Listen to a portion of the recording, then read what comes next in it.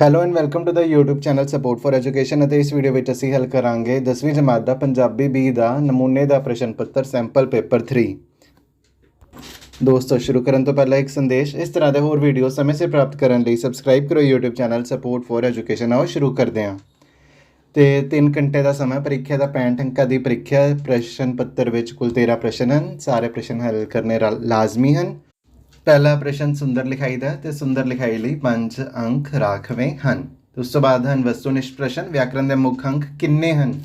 तो व्याकरण के 4 मुख अंक हैं। किहड़े किहड़े? धुनीबोध, शब्दबोध, वाकबोध और अर्थबोध। दूजा प्रश्न है, अपने भावां नूं प्रगटाउण लई मनुख किहड़े सफल साधन की वरतों करता है? इसका उत्तर है भाषा। तीजा प्रश्न है, संविधानक मानता प्राप्त किसी 2 भारतीय भाषावां के नाम दसो। तुसीं लिख सकते हो पंजाबी, गुजराती, हिंदी, मराठी, तमिल, तेलगू। इस तरह तुसीं कोई भी 2 भाषावां लिख सकते हो।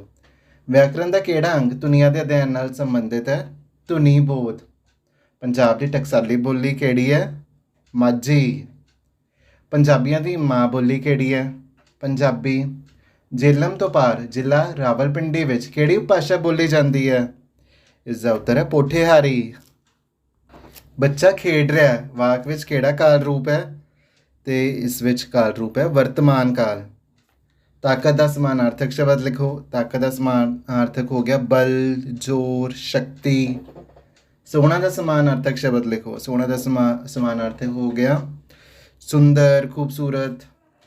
तो इस तो बाद हैं लेख ते 5 ऑप्शन हैं। कोई भी एक लेख लिखना है। मनुखत ते विज्ञान, मेरा मनपसंद साहित्यकार, अखी डिठा मेला, बेरोज़गारी की समस्या और शहीद भगत सिंह। तो इन्होंने विचों कोई भी एक लेख तुसीं लिख सकते हो। इस तो बाद 2 विचों कोई भी एक पत्र लिखना है। तो पत्र भी तुसीं अपने हिसाब नाल लिख सकते हो। इस तो बाद संखेप रचना, जिस विच 1 अंक है सिर लेख का, 4 अंक है संखेप रचना के, तो कुल हो गए 5 अंक। तो संखेप रचना में इस गल का ध्यान रखना कि वर्ड लिमिट को एक्सीड ना करना। वर्ड लिमिट का तुसीं ध्यान रखना। इस तो बाद हैं मुहावरे, जिस विच सब तो पहले अपने मूँहों में हाँ मिठू बनना, जिसका अर्थ होंदा भी अपनी प्रशंसा आप करना। जे तो इसका वाक बन सकता है, जे कोई दूजा तुहाडी प्रशंसा करे तो ठीक है, पर अपने मूँहों मियाँ मिठू बनना ठीक नहीं। ईद का चन्न होना, जिसका अर्थ होंदा बहुत देर बाद मिलना, बहुत समय बाद मिलना। सो हुण तां ईद का चन्न हो गया, बहुत दिनों बाद मैनूं मिलिया है। इस तो बाद है सिर खुरकण दी वेल ना होना, जिसका मतलब होंदा किसी काम विच बहुत ज़्यादा रुझे होना। ਵਿਆਹ ਵਿੱਚ ਇੰਨਾ ਕੰਮ ਸੀ ਕਿ ਸਾਨੂੰ ਸਿਰ ਖੁਰਕਣ ਦੀ ਵੇਲ ਨਹੀਂ ਸੀ। ਕਮਰ ਕੱਸੇ ਕਰਨਾ, ਤਿਆਰ ਬਰ ਤਿਆਰ ਹੋਣਾ। ਜੰਗ ਦਾ ਬਿਗਲ ਵੱਜਿਆ ਹੀ ਫੌਜੀਆਂ ਨੇ ਕਮਰ ਕੱਸੇ ਕਰ ਲਏ। ਗਲ ਪਿਆ ਢੋਲ ਵਜਾਉਣਾ, ਮਜਬੂਰੀ ਵਿੱਚ ਕੋਈ ਕੰਮ ਕਰਨਾ ਜਾਂ ਕੋਈ ਅਜਿਹਾ ਕੰਮ ਕਰਨਾ ਜਿਸ ਨੂੰ ਕਰਨ ਦਾ ਮਨ ਨਾ ਹੋਵੇ ਅਤੇ ਉਸ ਦਾ ਮਜ਼ਦੂਰੀ ਕਰਨ ਦਾ ਜੀ ਨਹੀਂ ਕਰਦਾ, ਪਰ ਗਲ ਪਿਆ ਢੋਲ ਵਜਾਉਣਾ ਪੈ ਰਿਹਾ ਹੈ। ਛਿੱਲ ਲਾਉਣਾ, ਜਿਸ ਦਾ ਅਰਥ ਹੁੰਦਾ ਲੁੱਟਣਾ।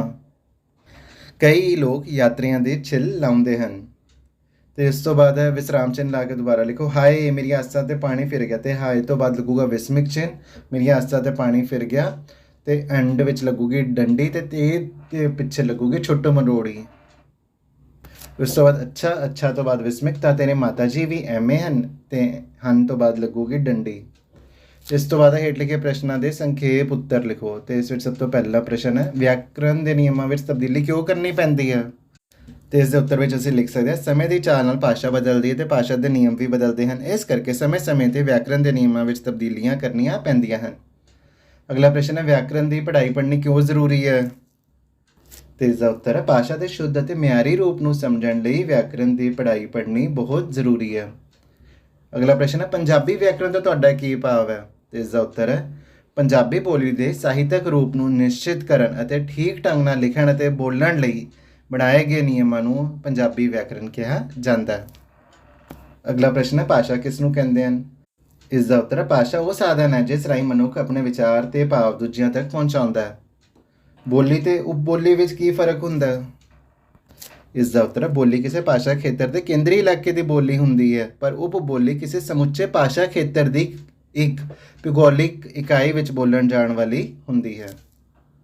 अगला प्रश्न है, काल किसनों कहते हैं? व्याकरण विच समय नूं काल कहते हैं। काल दीयां कितनियां किस्मां हैं? काल दीयां 3 किस्मां हैं, वर्तमान काल, भूतकाल और भविष्यत काल। हेठ लिखे वाक में वचन और लिंग बदलण उपरांत 2 ਵੱਖਰੇ ਵੱਖਰੇ वाकों में लिखो। जादूगर तमाशा विखा रहा।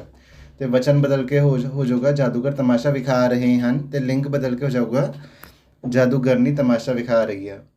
ਹੇਠ ਲਿਖੇ ਵਾਕ ਨੂੰ ਭੂਤਕਾਲ ਅਤੇ ਭਵਿੱਖਤ ਕਾਲ ਵਿੱਚ ਬਦਲਣ ਉਪਰੰਤ ਦੋ ਵੱਖਰੇ ਵੱਖਰੇ ਵਾਕਾਂ ਵਿੱਚ ਲਿਖੋ। ਅਤੇ ਵਾਕ ਹੈ, ਲੋਕ ਭਲੇ ਆਦਮੀ ਨੂੰ ਪਿਆਰ ਕਰਦੇ ਹਨ।